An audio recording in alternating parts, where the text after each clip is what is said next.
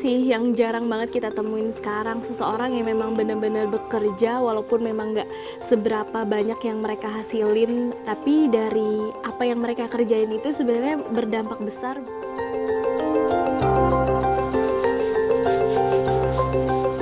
Berarti selain membatik juga harus punya imajinasi ya buat menciptakan sebuah gambar-gambar. Ini harus diaduk terus atau ada proses pendiaman juga, Mbak? Harus diaduk, terus diangkat.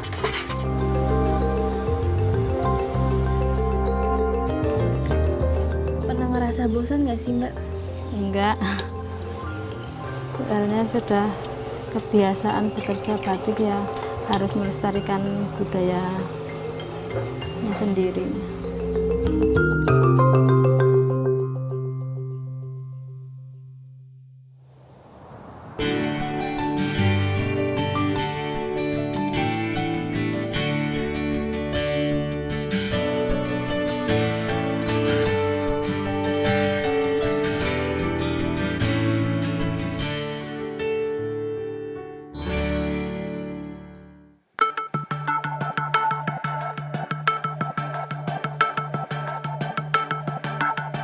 Kalau nama aku Syifa Sultanika, biasa dipanggil Syifa, umurnya 21 tahun, dan sekarang lagi sibuk tugas akhir di Fakultas Seni Media Rekam Institut Seni Indonesia Yogyakarta. Jurusan televisi menjadi salah satu pilihan saya waktu itu karena ngelihat dunia televisi yang semakin berkembang dan kayaknya media juga sebagai salah satu sarana yang nggak akan ada habisnya. Jadi pengen bergabung di bagian dari sebuah perkembangan media itu seperti apa, bagian gimana sih caranya membuat film, jadi reporter, terus bagian film itu seperti apa, nulis naskah, dan bagian dari jadi produser, sutradara. Arti hidup buat aku sih simple, intinya aku pengen bahagia buat hari ini. Aku anak keempat dari 6 bersaudara. Dan 6 bersaudara itu cewek semua, jadi kita itu deket banget, solid banget. Apapun yang kita rasain selalu cerita, selalu sharing, apalagi aku sama kakak-kakakku.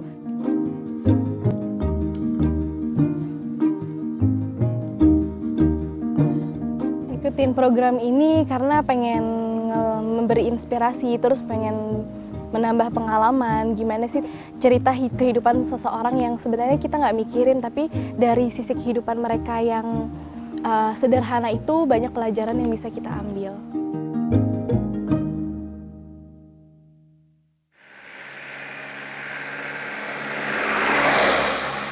Mulai sekitar tahun 1992, Desa Krebet dikenal sebagai Desa Wisata Krebet yang memproduksi berbagai jenis kerajinan kayu batik. Krisis moneter yang melanda Indonesia pada waktu itu menjadi titik awal dikenalnya batik kayu oleh masyarakat. Desa Krebet pun menjadi sentral kerajinan batik kayu. Batik kayu pada awalnya untuk daerah Krebet di sini itu dibawa oleh teman-teman kami yang terutama dari Bayat, karena dari Bayat itu memang dahulu batik kain, kemudian ada yang ke sini dapat orang sini, karena orang-orang sini masyarakat Krebet itu keahliannya membuat kerajinan, terutama kerajinan kayu, kemudian dipadukan ataupun dicoba dengan dibatik. Nah, berawal dari situ kemudian batik kayu muncul, di mana kerajinan kayu yang dulunya itu hanya dicat saja, istilahnya Jawa itu disungging, dicat pakai cat tembok, kemudian dicat pakai cat minyak begitu. Kemudian beralih ke batik kain yang proses batik kayu yang prosesnya nanti seperti batik kain.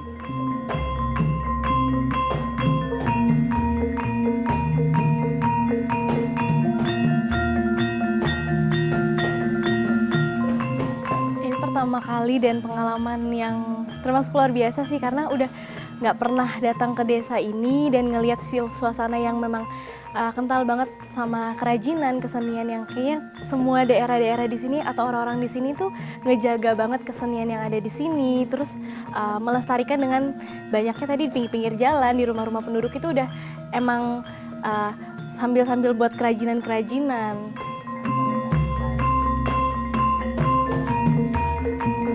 Sebelumnya udah pernah dengar kalau misalnya ngingat batik pasti pikirannya kain ya, kain batik gitu kan. Tapi kalau misalnya untuk kayu sendiri masih ada ya ternyata yang ngebatik tuh memang khusus kayu gitu. Bisa. Tadi kan aku udah jalan-jalan nih di daerah sini ngelihat banyak banget ada kerajinan, terus orang-orang jual-jual juga. Jadi kesini pengen ketemu Mbak Rini, terus pengen ngeliat nih gimana cara dan proses buat batik, terus pengen sekalian belajar sama Mbak Rini. Ya, coba lihat-lihat dulu. Kalau mau belajar ntar sama saya. Iya bisa. Ngelihat Mbak Rini yang masih muda dan kelihatannya kalau misalnya dipikir-pikir generasi muda zaman sekarang kayaknya ngebatik ataupun cuma sekedar kerja di industri kecil itu kayaknya jauh deh dari pikiran kita ya. Tapi ngelihat Mbak Rini ternyata memang kelestarian budaya itu memang dijaga banget dan ternyata nggak masalah buat kerja di situ dan melestarikan kesenian-kesenian yang ternyata anak muda sekarang sih kayaknya udah deh nanti dulu atau kayaknya enggak deh gitu. Udah berapa lama Mbak Rini udah gabung dan kerja di sini? Ya, 7 tahun. 7 tahun. Kalau untuk ngebatik sendiri tuh Mbak udah emang keahlian khusus atau belajar dari kecil atau Belajar dari kecil. jadi dari orang tua? Iya, dari orang tua.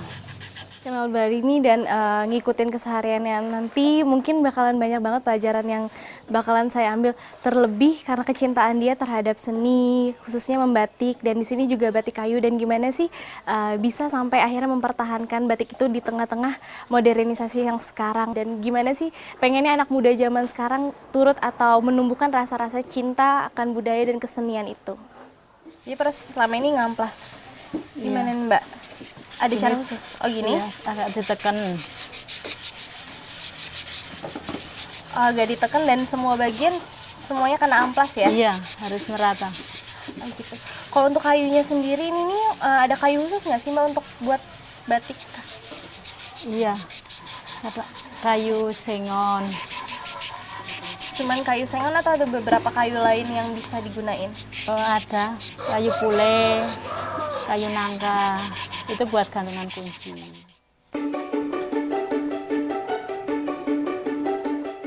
Pemilihan karakter kayu sangat penting. Tidak semua jenis kayu bisa dijadikan bahan dasar batik kayu. Tiap jenis kayu memiliki background warna yang berbeda. Inilah salah satu yang membedakan pembatikan dengan bahan dasar kain dan kayu. Tahapan selanjutnya adalah menggambar motif menggunakan pensil di atas kayu yang sudah halus. Seperti ini cara menggambarnya. Oh gitu, jadi proses awalnya diberi garis tepi di samping. Iya. Aduh, ini nggak garis Mbak? Enggak. Ini taruh sini loh. Tangannya taruh sini biar. Oh gini. Iya. Ini garis tepi fungsinya buat apa sih Mbak? Ini juga harus dibatik biar kelihatan rapi. Oh gitu. Batikannya, iya. Kalau misalnya untuk yang digarisin sendiri nih, ini yang digarisin ini yang untuk kena Ntar kena malam, iya kena malam.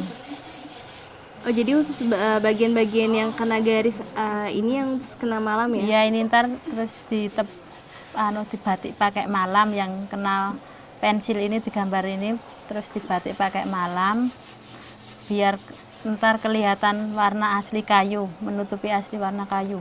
Oh. Berarti selain membatik juga harus punya imajinasi ya buat menciptakan sebuah gambar-gambar. Kalau untuk ngebatik sendiri dulu pernah banget, tapi udah zaman sekolah dan itu harus ngantri sama satu kelas, jadi cuma sekedar buat satu garis dan itu susah dan itu juga di kain, jadi medianya beda dan sekarang dikasih kesempatan buat ngebatik di kayu. Sama-sama susah sih karena merupakan pengalaman yang pertama. Nih Mbak, niatnya sih motif Kalimantan tapi kalau dilihat Nah, lumayan kok. lumayan ya. Iya, lumayan.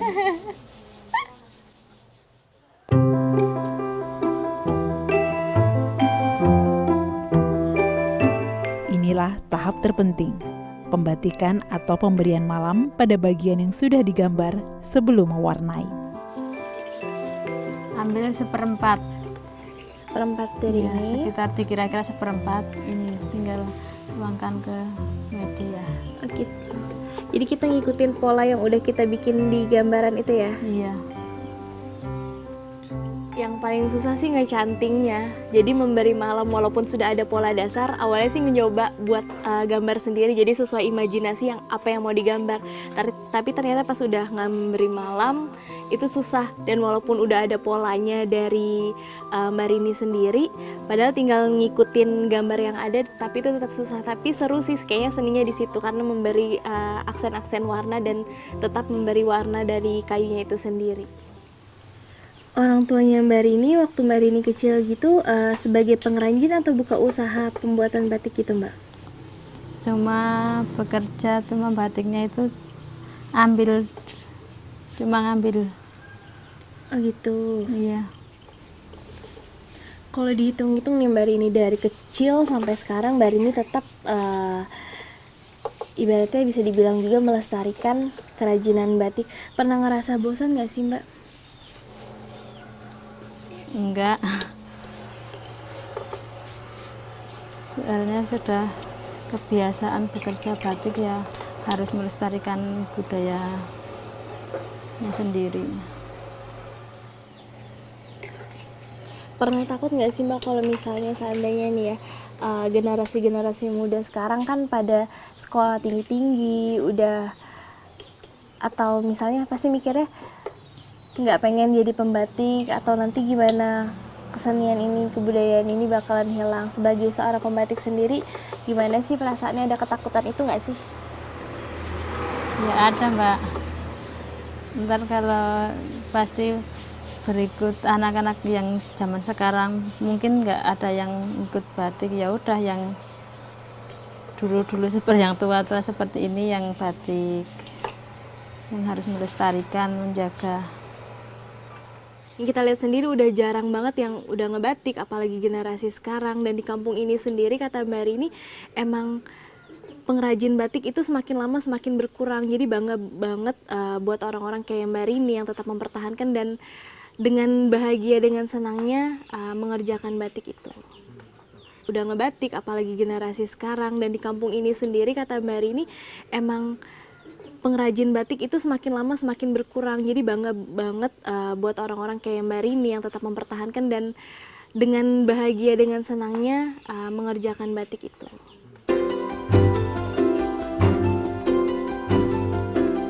Proses terakhir pada tahap pertama adalah mewarnai bahan dasar sesuai dengan jenis warna kayu.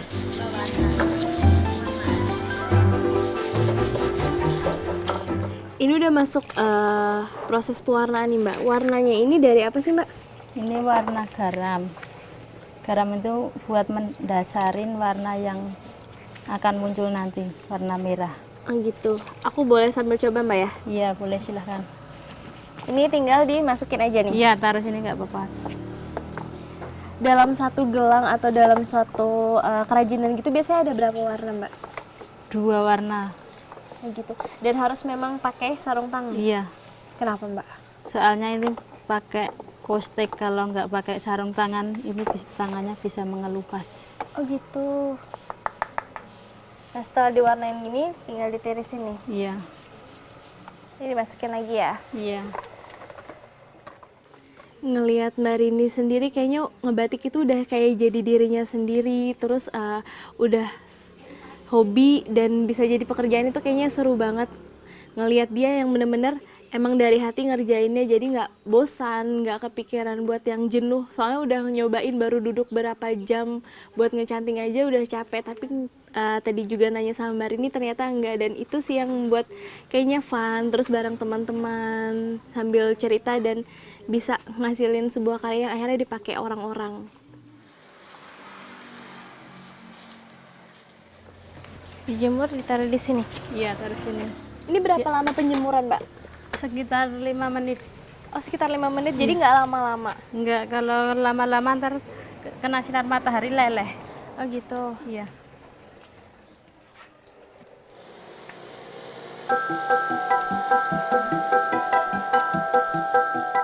Di pabrik dan toko soga batik milik Giantilah, Rini menghabiskan separuh harinya untuk bekerja sebagai pembatik kayu. Di toko yang didirikan tahun 2012 ini pula lah karya-karyanya dijajakan. Saya memberi nama soga batik itu soga itu bahwa kayu ya, kayu soga yang melambangkan bahwa warna soga itu warna-warna coklat, warna tradisional, di mana warna-warna coklat melambangkan satu kelembutan, satu warna-warna natural. Saya pingin bahwa soga batik itu bisa berjalan seperti warna-warna tersebut, bisa menghasilkan warna-warna yang bagus, yang bisa diterima walaupun itu tradisional, tetapi bisa diterima oleh masyarakat.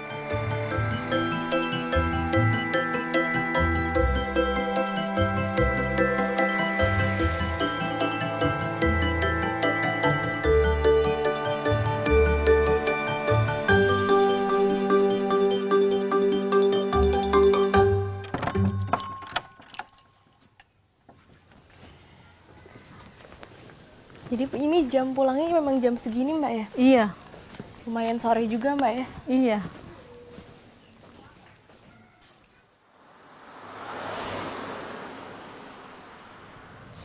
Nggak kerasa Mbak Rini udah 7 tahun kerja di situ tuh. Kerasan banget, dan apa sih yang buat tetap nyaman di situ dan nggak pengen kerja di lain? Soalnya di situ enak, nyaman, nggak waktunya itu loh Mbak, nggak terlalu lama jamnya kerja. Dan ngelihat tadi kayaknya yang punya juga baik banget, Mbak ya? Iya, ibu emang baik, sabar.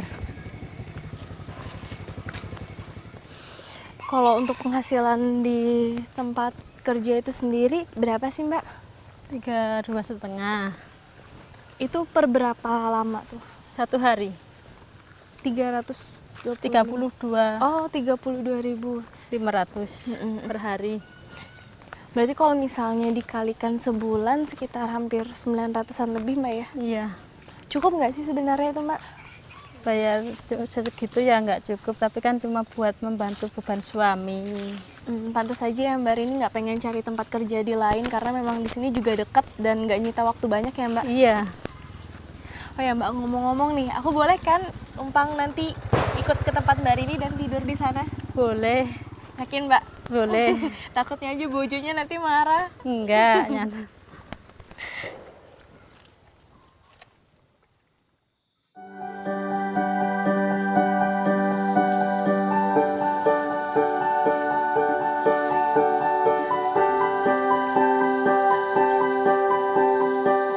Kita hari ini mau masak apa nih Mbak? Oseng ini jangan Tempenya juga nih ya? digoreng ya.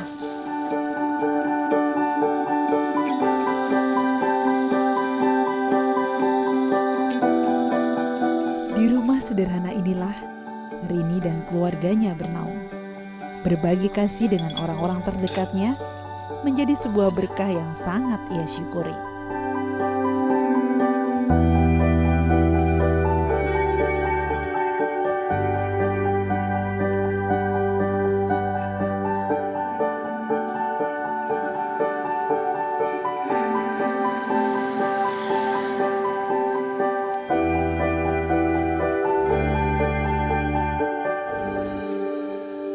Pagi Mbak, Ibu.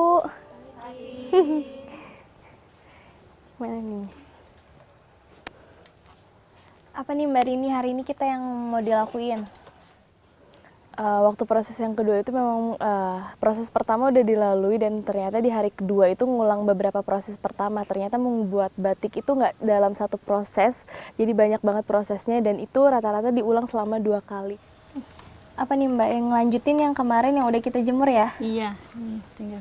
Ini yang punya saya yang kemarin. Terus Iya. di bagian mananya lagi yang dikasih malam, Mbak? Yang bagian dalam-dalam ini loh, Oh, dibedain jadi bakalan beda warna. Iya. Oh iya. Siap.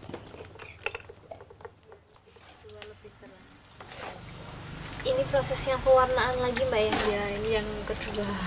Oh iya, jadi warnanya bakalan lebih terang lagi, Mbak ya, dari Iya. warna sebelumnya? Ya, lebih terang. Selesai ini tinggal merebus. Oh, jadi langsung proses perebusan? Iya. Proses yang namanya itu perebusan itu proses terakhir dan itu lumayan berat sih untuk perempuan karena di situ rata-rata pekerjanya adalah perempuan, jadi perempuan juga yang harus melaksanakan dari nyalakan api sampai perebusan, jadi benar-benar di atas api panas yang beruap dan itu memang kerjaan mereka tiap hari. Proses perebusan. Ya. Proses perebusan ini air biasa tapi pakai soda untuk menghilangkan malam. Panas ya, Mbak? Iya, panas. Ini langsung diceburin atau ada? Iya, langsung dimasukin.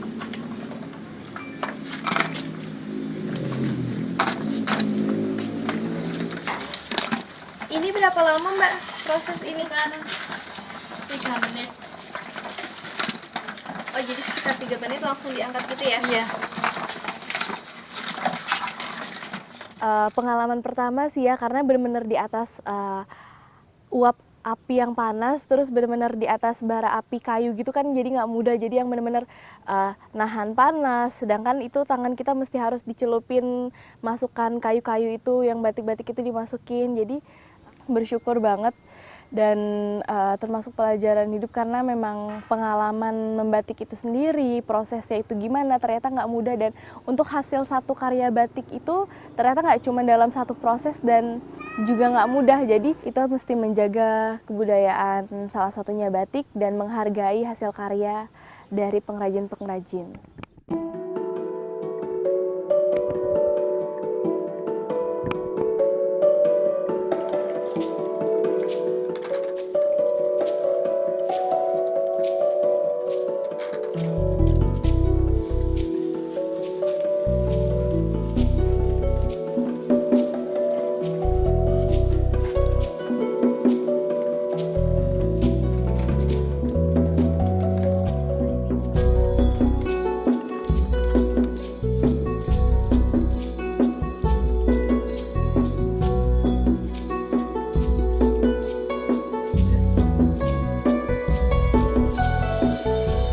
Barini orang yang sangat sederhana dengan apa adanya dia sangat menikmati pekerjaannya dia, mencintai keluarganya. Itu sih yang jarang banget ditemuin karena ngelihat zaman sekarang, umuran Barini kan termasuk dibilang masih muda dan untuk pekerjaan membatik itu jarang dipikirkan oleh orang-orang di sekitar, termasuk Barini dan teman-teman itu yang menjaga dan ada keinginan mereka sendiri yang memang ingin melestarikan batik kayu itu.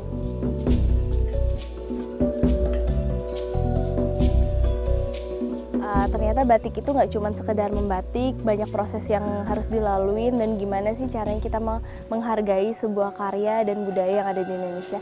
Harapannya buat Mbak Rini dan teman-teman, semoga pengrajin batik lebih diperhatikan dan kesejahteraan mereka juga nggak cuma sekedar dalam lingkup industri itu aja dan Desa Krebet juga lebih dikenal sebagai desa pembatik.